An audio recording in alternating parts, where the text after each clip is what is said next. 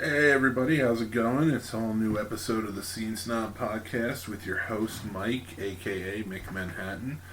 Uh, and let's just jump into it. We got a lot going on. Sorry, today was a pretty heavy day for the Snob. I had two other podcasts I had to get edited and out, but I've also been a lot of stuff in the works. I'm putting together a lot of good interviews that I'm really excited about, and I've been doing a lot of stuff, and just a lot of things coming together. We're gonna have some new podcasts coming up. Like I said, have some interviews coming up. So really, just stay tuned. Keep listening, keep giving me your feedback. Whether you message me or hit me up Twitter, Instagram, Facebook, or on YouTube. I will pay attention to all of it. So just exciting stuff, but I kind of want to get into the news right now. And real quick, because I've been doing it every week since it started and it's almost over, I want to continue talking about The Watchmen, because this has very quickly become one of my favorite shows on TV. And they just had episode 5. And super excited about it. So episode 5 gave us a lot more insight into Looking Glass. And, we got a backstory, which I thought was cool because it starts out in 1985 in Hoboken, which is the town over from where I was born, in Jersey City. So, watching that, it was pretty cool kind of see some things. They definitely did their homework on a few things. So it starts out in a festival, and Looking Glass is young at this point, and he's going with the church to kind of save people. So he's in from Tulsa into Hoboken, New Jersey, which didn't make a ton of sense to me, but it was pretty cool to see. Anyway, that they did it there. I mean, it makes sense for the story because it takes place in 1985, and he was a part of the psychic link that went out, that psychic signal that went out, and either killed everybody or drove them nuts. So, but this episode was a Tim Blake Nelson. It was a heavy episode, and he carried it, and he carried it well. He's a fantastic actor. So, but I don't want to give up too many spoilers, but they do show the giant squid octopus thing that we all know from the end of the graphic novel. So you finally get to see it on the screen, and the devastation it caused in New York, and some of the devastation it caused with that psychic signal. We get way more backstory. I don't want to say backstory. We get way more information about the 7th Cavalry, who's running the 7th Cavalry, what Judd's place was with the 7th Cavalry. You kind of just get that whole feeling, what their plan is, sort of. Not fully, but you kind of get an idea what their plan is. But you also get the backstory of how this all began, with Ozymandias and everything. And that is very cool. So like I said, I don't want to dwell on it too much, but I really wanted to, because I've kept going, and so far this has probably been my favorite episode. It just keeps getting better and better, in my opinion. It's a very cool story. So, I'm excited, and I look forward to the next episode, too. It seems like we're going to get a lot of backstory, too, on Will, the grandfather character Louis Gossett Jr. plays. So, I definitely can't wait for that one. But, anyway, that's Watchmen. So, if you're not watching, I say check it out. If you don't know much about it, maybe give the graphic novel a read. I think that'll be a big help to understand the characters, but I also don't think you have to appreciate the show. But some other things that have been going on. We got Charlie's Angels had just come out, and I don't want to touch on this too much because I know we're going to talk about this on the Marriage Like That podcast with Mrs. Snob. So I just kind of want to get into it a little bit just to reference it because it's been in the news. So I guess comments were made right before the movie premiered by Elizabeth Banks, who produced, directed, wrote, not in that order, maybe in that order, who knows, and acted in Charlie's Angels, the remake. Now, I like Elizabeth Banks a lot. I think she is a great talent. I really dug what she's done so far with her directing and writing. I was just not. This isn't for me. And now I know, like, her comments with, men just don't like female-driven action movies, which I think is a bunch of BS. That's a very generalized statement to make about men. And I know, speaking from my own experience, and a lot of heated arguments going on the internet, that is not totally true. Now, why did I have no desire to see Charlie's Angels? Listen, I do movie reviews, and when it pays to go to things that I'm not too excited about going to, I will still go and I will give it a fair shake. But since I'm paying for everything, I'm not going to every movie. I'm going to the ones that I really, either I don't know anything about and I want to try, or I'm going to the ones that excite me, and Charlie's Angels just did not excite me. The trailer was not good. It seems, I'm sorry, I'm not a fan of Kristen Stewart. That's just me. I know I'm not a fan of her acting. Who she is as a person, I don't care. I don't know her. She's in Hollywood. It's the same with most actors. I don't care. I don't wish them bad. And it's nice when I see that they do good things. But I don't know anything about her. And I other than that, I don't really care.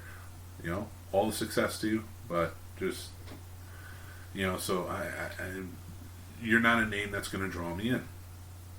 Now, I didn't really know the other two girls. See, one girl I knew was in Instant Family, and she was really good in that. I like that. So, and she seems in the trailer like the friend. I don't want to say the friendliest, but like she seemed in the trailer like the one that I would appreciate the most. More like she was more comic relief in it. And because I guess I recognized her the most out of everybody besides Elizabeth Banks and of course Patrick Stewart. So, anyway, I'm going off on a tangent here, and I don't want to trash the movie because I haven't seen it, and I will give it a fair chance, but chances are it's not going to be until it's on TV, on HBO or on a streaming service or something. Maybe I'll rent it, I don't know. But it does not excite me. The trailer did not excite me. The marketing for it was lame. I don't think this is a male-driven thing. I've gone out to support in the theaters, Now, taking away the comic book movies because she said that the female-driven comic book movies don't count because that's already a male genre. So if we take that out, Atomic Blonde is one of my favorite movies, just favorite movies in the past 5 years. It's terrific, and Charlize Theron, anything she's in, I'll go see. Action, drama, whatever. I mean, she's an amazing talent, but I love her in action movies. She was, to me, Mad Max was a female-driven movie. He was just a side character who happened to be there. She led that movie, and the other girls led that movie. And, that was a great action movie. So, I can argue this all day. I can come up with different things, but, I just don't think that's a true or fair statement to say that, men just don't like female-driven action movies. I think we like movies that look good, Yeah, and I just don't, personally to me, is a prejudgment, I know. And again, I will give it a fair try.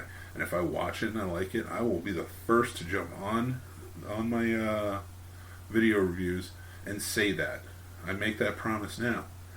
But I'm not going out of my way to go see it. There's a lot of other things I want to go see. Right now, Jojo Rabbit's out. I haven't seen it yet, and I would much prefer going to see that. That looks like an amazing movie. With that being said, I do wish her luck. Maybe it will come back around in the second weekend. Who knows? Things have happened. But if it doesn't, I'm tired of it being because men didn't go out. There's just as many women as there are men. Why didn't they go out? It's probably because it's not about gender in this scenario. It's not about gender. It's about whether the quality of your movie is good or not. And a lot of people just seem to have not found that to be the case. So, with that being said, go see it if you want, and if you do see it, give me some feedback. Let me know what you think. Again, I like to hear back from people. I like a fair exchange. And again, I may be wrong.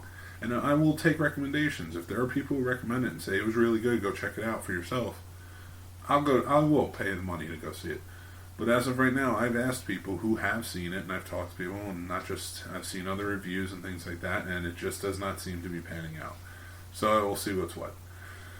But I leave that open for now. Like I said, we're going to talk about that more on the marriage podcast, just more about the comments than anything, but because I want the female perspective in there. And, I want Mrs. Snob to weigh in. Now, a lot of things have been going on. We got a lot of trailers. A lot of trailers have been coming out. I want to talk about the Texas Chainsaw reboot that Fede Alvarez is doing. He's producing it. He's not directing it. But, so, here's another thing. Another comment that was made about Charlie's Angels was, I guess she was questioned about why do you think, why remake these movies? They were just rebooted, through a TV show, and in years before that, it was rebooted with not Charlize Theron, Cameron Diaz, Drew Barrymore, and Lucy Liu. Well, she had Elizabeth Banks had come out and said, well, there's like 37 Spider-Man. Again, not an argument that I think works, because Spider-Man, when it didn't work, they went and they retried it. Now, I'm okay with you retrying things. You can make Charlie's Angels as much as you want. You can make anything as much as you want. I don't even think that was a fair question to say, why remake that? Why not? It's not around now. That was almost 20 years ago they made the movies. Why not remake it? I got no problem with that. Now, I will say this. If they remake it again in 5 years, then I think it's a fair enough question to say, well, this was just remade 5 years ago and it didn't work. What makes you think it will work for you? Now, and that brings me to my next point with the Texas Chainsaw reboot. Now, Fede Alvarez is brilliant. He was great. He did great with the Evil Dead remake. He did great with Don't Breathe. Just a talented horror director today. Now, I just don't... Do we need to tap the Texas Chainsaw Massacre franchise for more? What more are we going to get out of it? I mean, Don't Breathe was an original story that was really cool. I kind of want more originality, because, they're even remaking Evil Dead again. They're doing another one. Like, I don't need this much. Like, I think can we take a page out of the Halloween franchise notebook with all the remakes and all the things they've done and just say, alright, we're going to go back to basics. We're going to go back to the beginning. We're going to make a straight up sequel. I'd be cool with that with the Texas Chainsaw Massacre, but I just don't know that I need another reboot of the franchise. Like, it's not there right now. Like, just make something original, or, like I said, revisit it. Where can you go from it? Where, it's 40 years removed. What does that mean? Like, what do we do? Not even like 45 years removed. Make a sequel. See what happens. But again, I know there's a lot of Texas Chainsaw Massacre fans out there. There's a lot of the remake, which I didn't think was half bad. It was a pretty scary remake. I liked it. I don't think it was better than the original, but it was a worthy remake, and I think that's saying something. Now, I just don't know that it needs to be, because they made a bunch of sequels to the remake too. I think there were like 4 or 5 sequels to it, and I did not catch them all. I will say that right up front. I don't know which one had Arlie Ermey in it last. It had to be a while ago, right? I know I saw that one, and I think that was like the beginning or something like that. But they had Chainsaw, or something like that, recently too. I don't know. I'm going off on a tangent again. I just don't know that I need a reboot of it. even if it's got a great name, but he's not directing. So, and they just only did was hire a writer. So we'll see what happens. I'll keep my ear to the ground on that one, and see where it comes out. But I just don't know that I'm going to be excited for it. Texas Chainsaw Massacre, at best, is a movie I watch maybe once every 5 years, and that's on. Like, I watched it when Joe Bob did it, definitely, for the Thanksgiving marathon last year. And I just don't feel the need to have to watch it again, that soon. But, that's just me. I just wanted to bring that up, though. He is a talented guy, so I'm anxious to see who he gets to direct it. So from there, let's go to, yes, I can't remember. I can't believe I'm going to start with this. Very exciting news. We have Noah Hawley, who was one of the creators on Fargo and Legion, which were the sci-fi show Legion, and Fargo, of course, is on FX. Both really good shows. If you haven't watched them, I suggest you do that. And so I don't know him well, but I know those shows. And he has been tapped to come in and write and direct the fourth Star Wars movie. I'm an idiot. I'm sorry. Please go ahead and yell at me up for that one. I deserve it. But he is tapped to come out and direct the fourth Star Trek movie. And I am excited for it. We don't know much right now, just this. The only other thing is that more than likely Chris Pine is coming back to play Kirk, which I am on board with. Get everybody back. They're fantastic talent. They were great as the characters. I don't care what anybody says. Beyond is my favorite out of all of them, and I like all three. Now I like that there's some new blood coming in to do a new movie, and I hope he does it with the same actors because it'll be worth it in my opinion. But Beyond was definitely my favorite of all of them. It seems the most Star Trek like, in a sense, like it's just an outside adventure. They're off doing their thing, and I just really dug it. So, at the end of that movie, we got the NCC 1701A. So we got some more adventures in us. Now, I know they were talking for a while there about Tarantino doing something with Star Trek, but who knows? We'll see what happens there. But right now, I'm just excited to get a fourth one. Just give me more. I think this franchise deserves more. I think you have a great cast there. With, rest in peace, Anton Yelchin, amazing talent, gone way too soon. He will be missed when they do this, but keep going. It's just as fantastic. I don't want to see it go anywhere. Now, with that being said, so I'm excited about that, but now we can get into Star Wars. Star Wars has a new poster out, if anybody hasn't checked it out yet. It's, I don't know, it's kind of a goofy poster, in my opinion. It's got a bunch of Star Destroyers coming from the top, pointing down, and then one X-Wing pointing towards them, kind of in their way. And it's kind of, I want to say it's kind of reminiscent of, now I'm sorry if I butcher this, but I think it's Tenement Square, where the gentleman, the protester, stood in front of the line of tanks. If I got that wrong, I'm sorry. I don't have it up in front of me, but it just kind of reminds me of that. Just a single X-Wing standing in front of, looks like 30 or 40 Star Destroyers.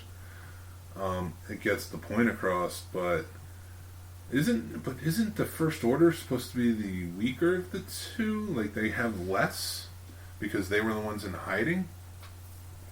Now, that's just me. I'm not sure. But I thought that was the case. I thought they were, kind of the underdogs in it, but they were gaining force, and because they had Kylo, they were more powerful.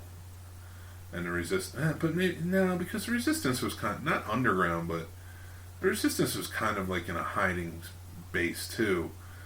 So, yeah, all right.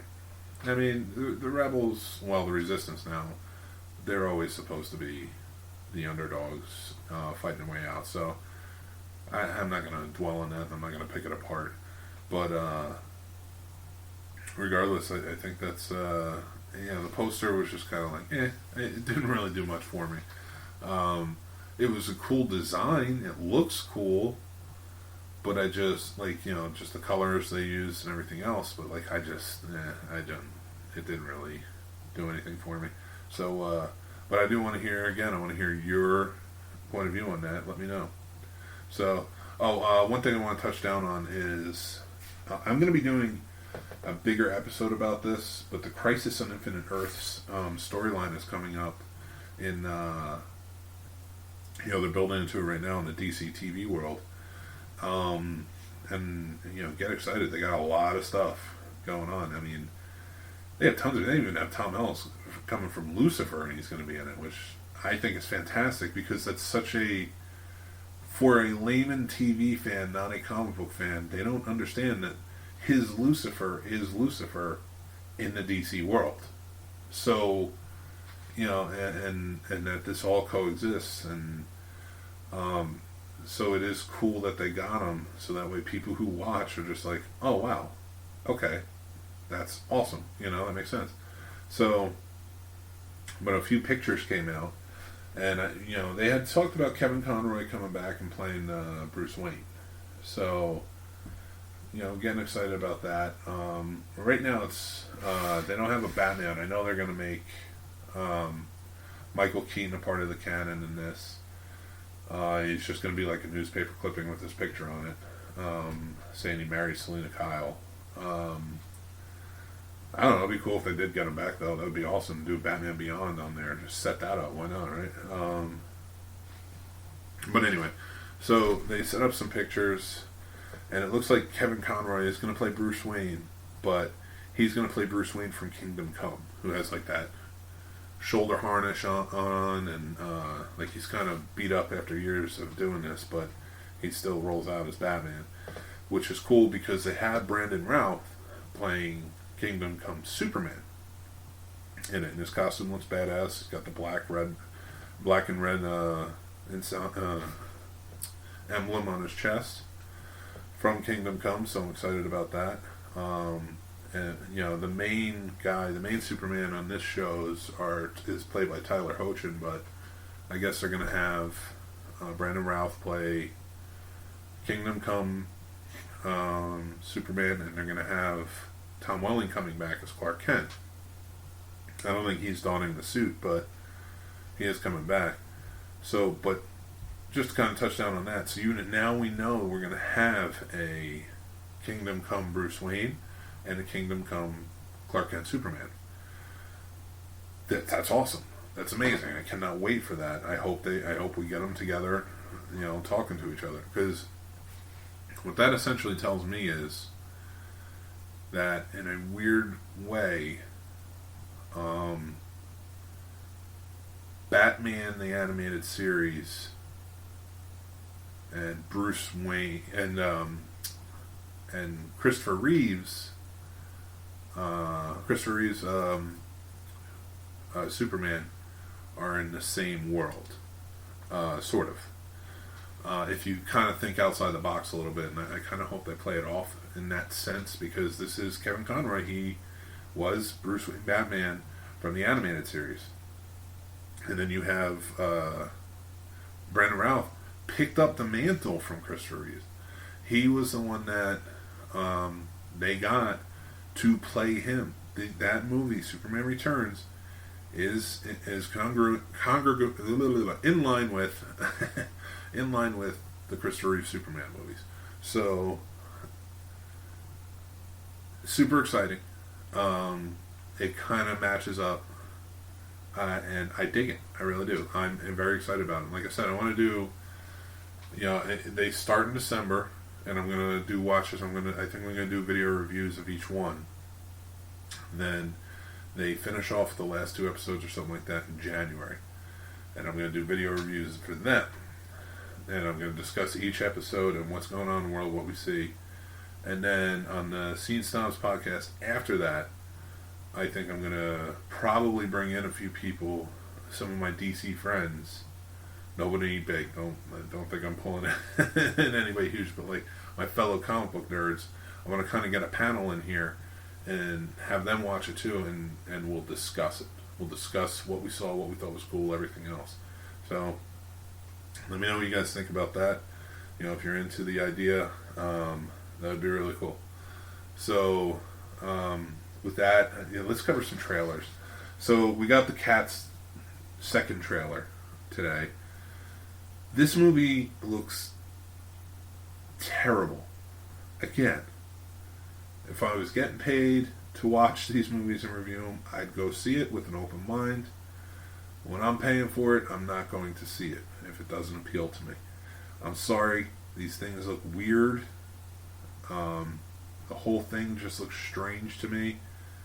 I don't know what they're using, what kind of technology they're using for this, but it just, the whole thing just seems so weird. Now, I mean, they're gonna be great songs, and they're gonna be well sung. Like, these are talented actors and they're talented singers, so I'm not putting that down, but it does look weird. I'm sorry, this is a design that just, to me, does not appeal to me in any way, shape, or form. So, but that's just me, and I don't want to crap talk the whole thing, but like that second trailer just made it look worse for me, and honestly, but that came out today. Then we had it came out a few days ago, the Way Back trailer starring Ben Affleck. That's coming out. I think March it's coming out, so it's very weird that it's such a early release date for the trailer for this, because it looks like a hardcore drama. It looks like I guess the story is kind of he's an alcoholic, sort of a deadbeat type. I guess divorced, lost custody of his kid, blah blah blah. But he was, I guess, a basketball phenom in high school, and I'm sure there will be some backstory that like was devastating and what turned him into what he is. But I guess somebody comes up to him and says, "We need you to teach us or coach this basketball team," and they're terrible. And he comes in and they start winning, and it looks like they go to a championship. I want to say feel good, heartwarming story, but he looks like it is dramatic as hell. And I don't know that I was watching it and I'm just like, this is some dark stuff here. I mean, you need to go back to Batman for a little while. And that's something, if you do a drama where you play an alcoholic, and I'm like, yeah, you need to lighten up and go back to Batman. But, we'll see what happens. I'd probably end up checking that out, but that's on a moody night, I think. But that was another trailer that came out. We got the final Irishman trailer. Oh, man.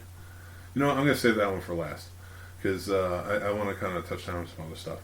So we got a V-Wars trailer, which looks, I don't know if it's a TV show or a movie, but it's going to be on Netflix.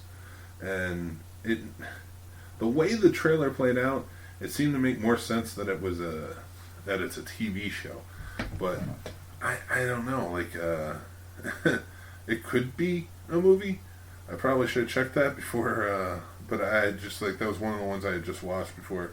Okay, yeah, I looked it up. It's a TV show. That makes sense. And actually, it looks interesting. And so it looks like a virus breaks out that turns people into vampires.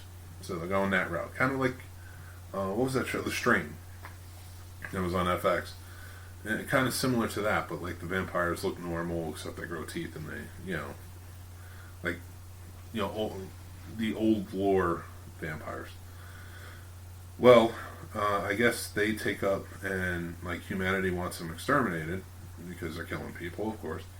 And the vampires kind of team together and are like, no, we have just as much right to live here as you do, and if not more so, because we're kind of evolved, and it looks, so a war looks like it breaks out against humans and vampires, and that's what this is about. It's called V-Wars, so kind of exciting.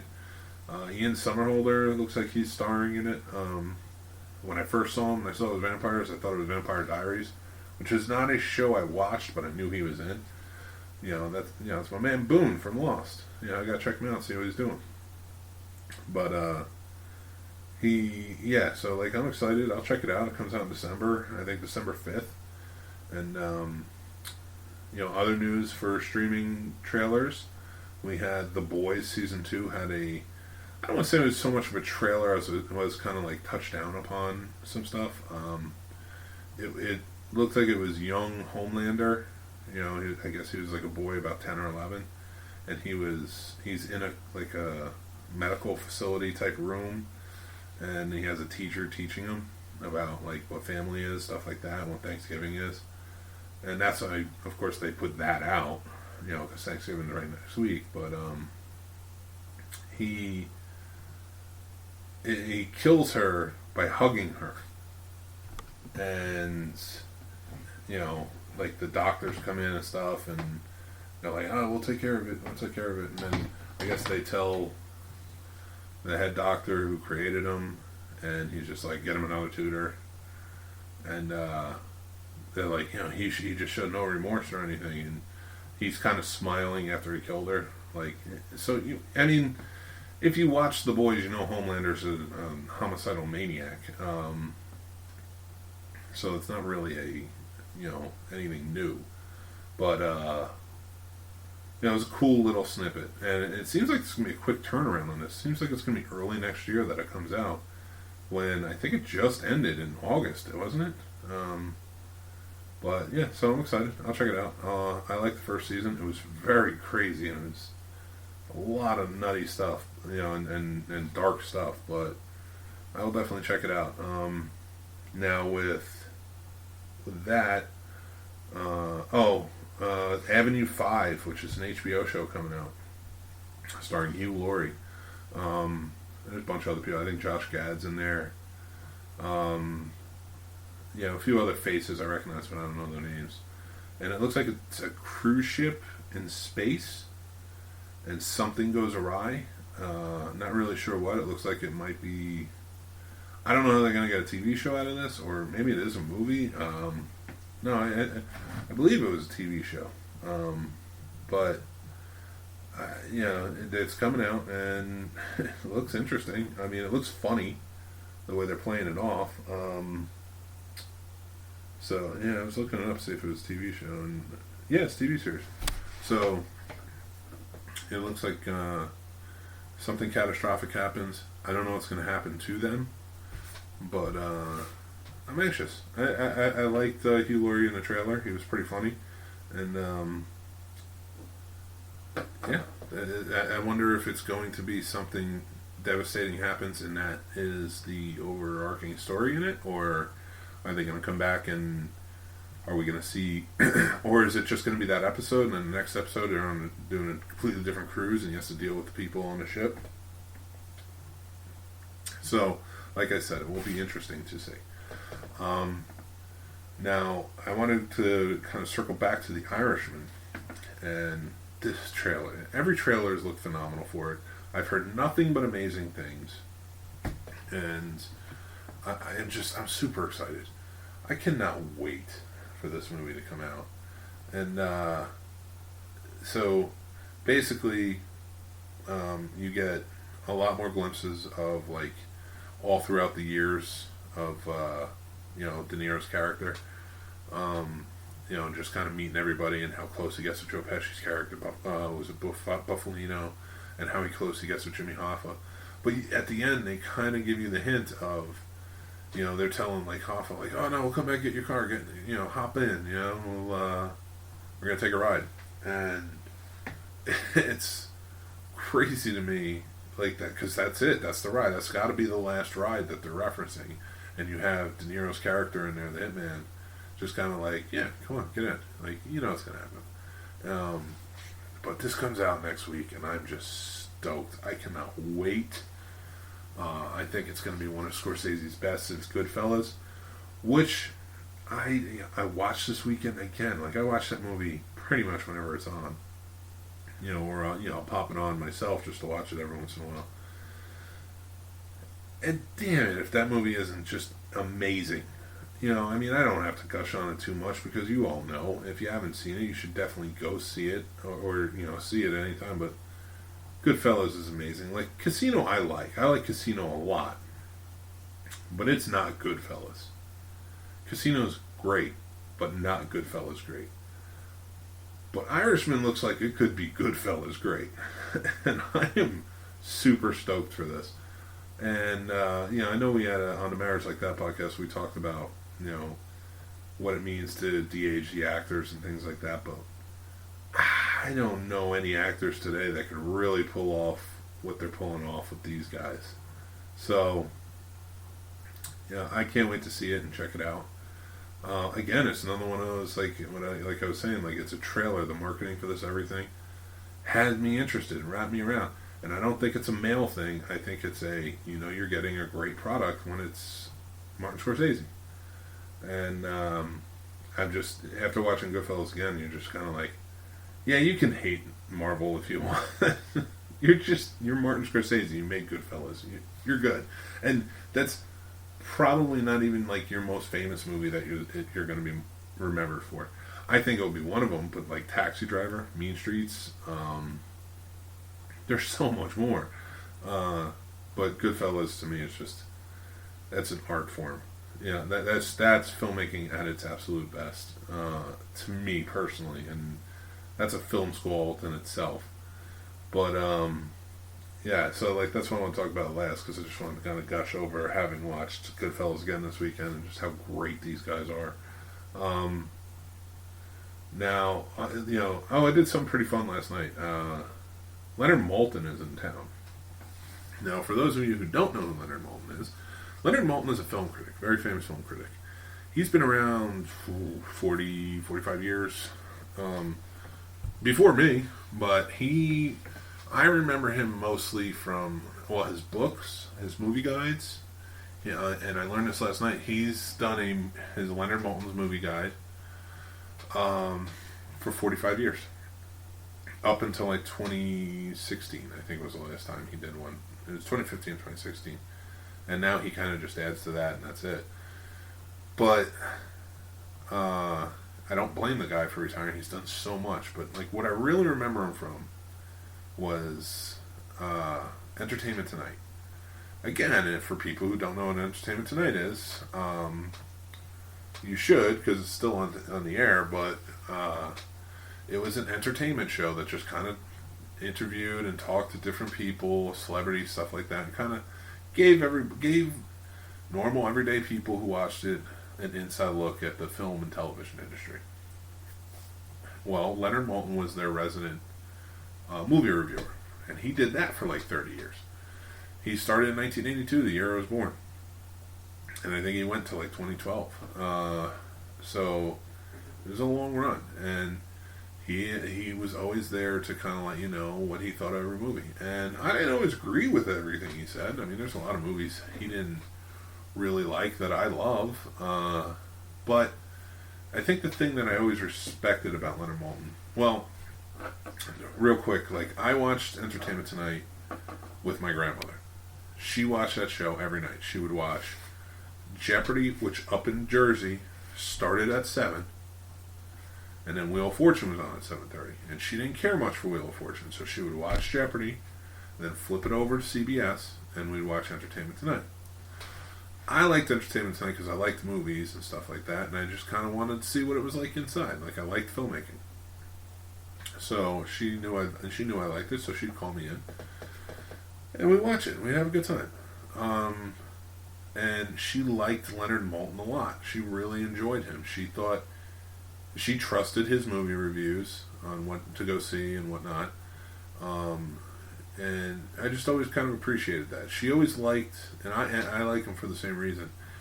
He seemed like a film critic that wasn't turning up his nose at movies.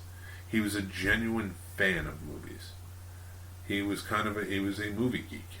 And for a movie geek like myself, that's high praise of respect. Like, you're the guy. You're a movie critic who does it. Now, I'm a movie critic in a sea of movie critics. Everybody's a movie critic. Everybody writes a review. Everybody does a review show on YouTube.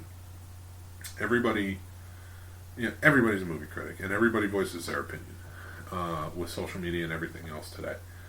So I try to bring the excitement I have to it.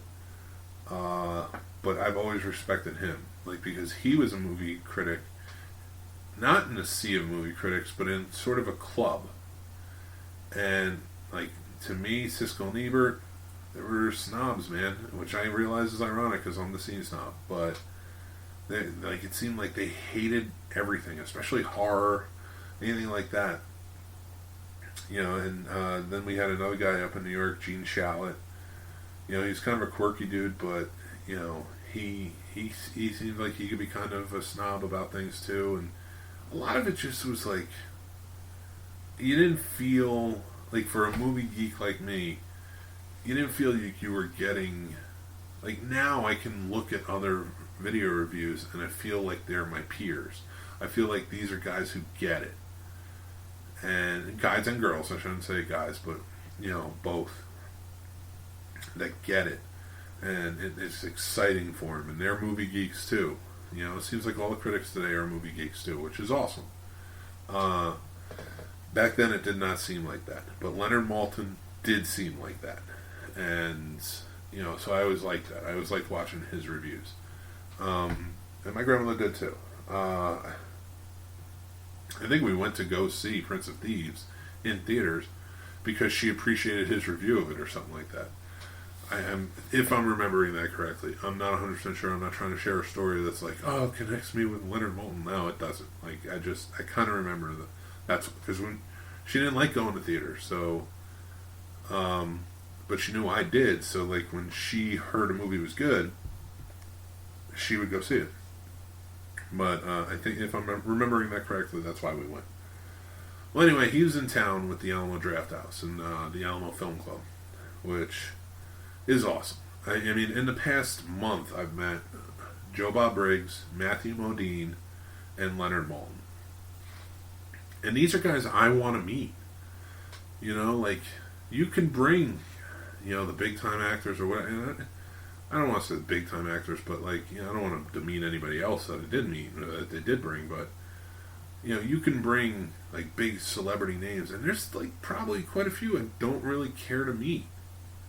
But, like, they brought 3 interesting guys that I wanted to meet, and I have a feeling that will connect and keep continuing. And it was really cool to meet Leonard Maltin last night. I was supposed to go tonight. It was a 2-night event. Last night was like an evening with Leonard Maltin and his daughter. Now, they have a podcast. I have not listened to their podcast yet. I am excited to. I'm going to check it out. I want to hear what he has to say about a lot of things. Especially in a more intimate setting like a podcast, so I will check that out. I think it's Maltin on Movies, and it's he and his daughter. So I am excited to check that out. But I don't want to talk to it because I have not listened to it yet. But with that, I, you know, got to meet the guy. I got to tell him, like, listen, I used to watch this. This is something, a memory I have that I shared with my grandma, and you were part of that memory. Now, you know, I didn't say it, but, like, my grandmother was, like, number one to me. My grandmother helped raise me, was there for me for everything, and, you know, I was, like, probably the closest to her in my family. So, remembering this and meeting him and being like, you know, my grandmother really liked you, and blah, blah, blah, and he was very sweet and cordial about it and welcoming. You know, he was like, that's a really nice story, blah, blah, blah. And it was just really cool. It was really cool to meet him. And it added to such a terrific time I had because, you know, when I met Joe Bob Briggs, he's like a hero of mine. That was, like, I've wanted to meet Joe Bob Briggs since I'm a child. That was an amazing experience. Then to meet Matthew Modine, and I have a connection, like, my brother and I, our movie is Full Metal Jacket. So, to go see that with him on the big screen was huge. And then to meet him and talk to him about it, and he was excited to hear our stories about watching it, and my brother being a Marine and such, that meant a lot. And then to talk to Leonard Maltin and kind of like be like, you know, my grandma and I watched Entertainment Tonight every night, and we loved your movie reviews. And she really loved you. She trusted your reviews, and you never let her down. And for him to be so welcoming and cordial, that was amazing. So I want to like finish that off and just kind of say thank you to Alamo Winchester, Alamo Draft House in Winchester.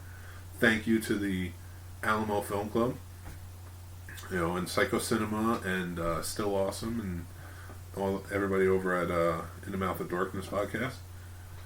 They've been pulling together some great stuff, and I've got to meet some really interesting, terrific people that actually had a profound effect on my life in some way or form. And now living in Winchester and being able to go and do this, and then come on here and talk about it, has been an amazing experience. So I wanted to say that, and I wanted to say a thank you to them, because if they do listen, I think some of them do. Just thank you for that. That's been fantastic. And unfortunately, I couldn't get out tonight. We had a family issue, and I had to stay home to help out with something. But I missed it. But I am excited. I do get to go to Psycho Cinema tomorrow to see Motel Hell, which will be awesome. One of my favorites, and I get to see it on the big screen. But yeah, I think that's where I'm going to that's going to be my recommendation. If you haven't seen Motel Hell, go check it out. It's playing tomorrow at Psycho Cinema. But if you haven't, rent it or you can find it anywhere on streaming. But yeah, I think that's where I'm going to end things tonight. Got personal with 2 podcasts in a row, so hopefully you enjoyed it. But I just want to say thanks for listening, and if you have any feedback, let me know. Like I said, I got some interviews coming up. I'm going to start bringing in panels of interesting people that I want to have come in and talk to and have conversations with. So things are going to be changing up a little bit. I have some new podcasts coming out. We still have the other 2 podcasts besides the Scene Snobs podcast. We have the 20-Minute Wrestling podcast, which is on Mondays. We have a Marriage Like That podcast, which is supposed to be Fridays, but sometimes it pops. Sometimes we wait until after the weekend if we have certain things going on to talk about that too. And that's my wife and I. But I'm going to be doing a horror movie podcast coming soon, and a filmmaking podcast. So keep a lookout for all that stuff. And kind of let me know what you think. If I say something you don't like or something like that, let me know. I want to learn. I want to kind of keep going. I want to, like I said, learn from my mistakes, or I just want to hear different points of view. I may change my mind, I may not, but at least I kind of see where everybody else is coming from. So leave comments, message me, whatever else. And you can follow me on Instagram and Twitter at The Scene Snob. You can like my page over on Facebook is The Scene Snobs. And subscribe over at the Scene Snobs channel on YouTube. So I look forward to hearing back from you and learning some more. And you guys have a good night. Take care.